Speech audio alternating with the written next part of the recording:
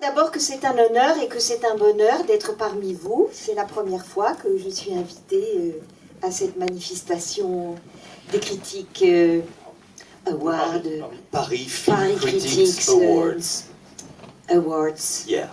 etc. C'est un grand honneur.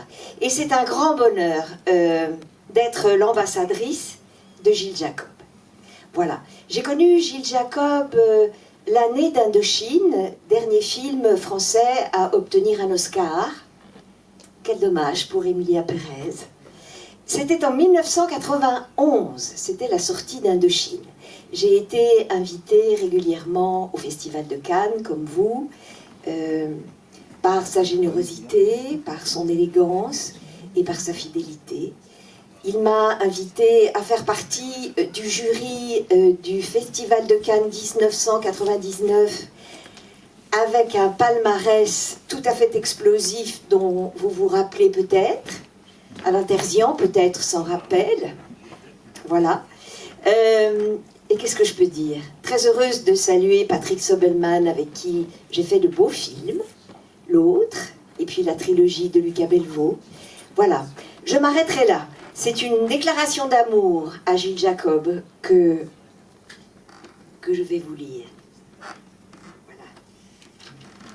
Ça va durer une quinzaine de minutes, ça va? Vous allez tenir le coup? Comme autant que vous voulez. Alors j'y vais. C'est parti, Alain. S'il vous plaît, écoutez-moi. C'est Gilles Jacob.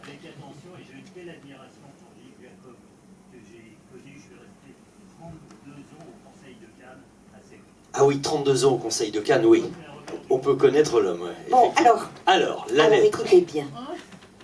Mes chers amis, donc, dont Alain Terzian. Aïe, ça commence mal. A-t-on jamais vu un directeur de festival faire ami avec des journalistes, appelés à juger ses sélections, ou alors par calcul?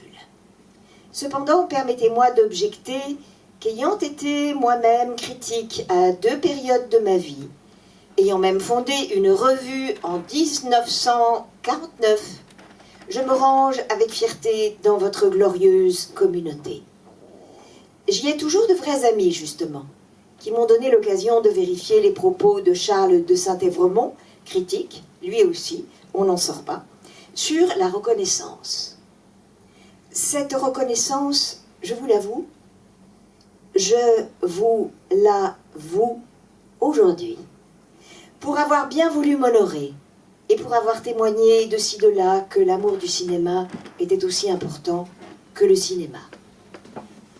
Notre profession traverse des jours difficiles, médias rachetés par les puissants, diminution de la place consacrée au cinéma dans la presse, nombre de films croissants, nombre de bons films décroissants, compatriotes se considérant tous comme des critiques de cinéma selon le mot de Truffaut, salaire au mieux maintenu en l'état, tout cela n'empêche pas les amoureux que vous êtes d'exercer leur sacerdoce avec la rigueur, l'érudition, la force de conviction, l'intelligence, l'humour, le talent que l'on vous reconnaît. J'ai aussi éprouvé un pic de satisfaction devant votre résistance face aux attachés de presse.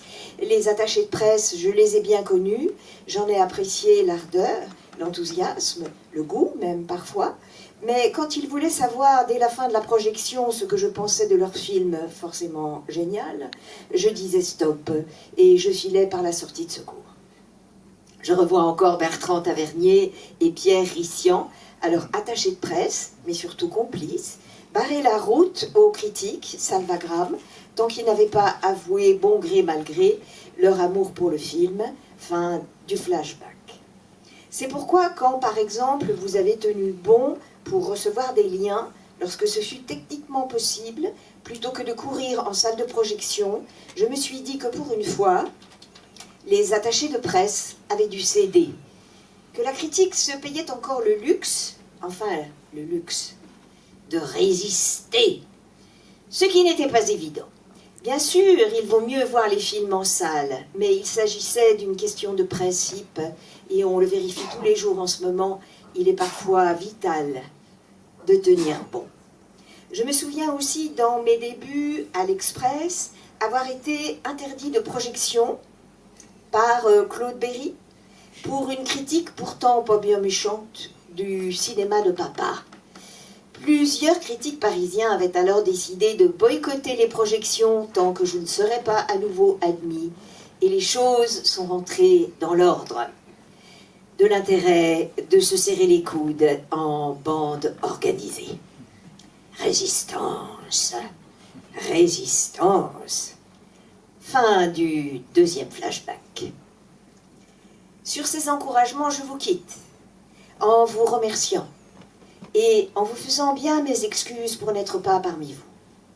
J'ai exposé à M. Bobineau que, ne s'agissant pas d'un festival de films d'horreur, ma démarche copiant celle d'Everett Sloan dans La Dame de Shanghai, vous savez, le mari de Rita, à qui 2 cannes ne suffisent pas à gommer une allure de crapaud, ma présence serait déprimante. Tant mieux si certains d'entre vous ont encore ma bobine en mémoire. Je vous propose à la place 5 minutes de Tim Burton, en pleine vitalité et en première mondiale. C'est un poète, chez qui les crapauds sont beaux. Vive vous, vive la presse libre. Sur ces paroles, moi-même, Dominique, je vous propose de vous lever en signe de joie pour ce grand homme de cinéma. Vous voulez bien vous lever? On va vous filmer. C'est drôlement gentil.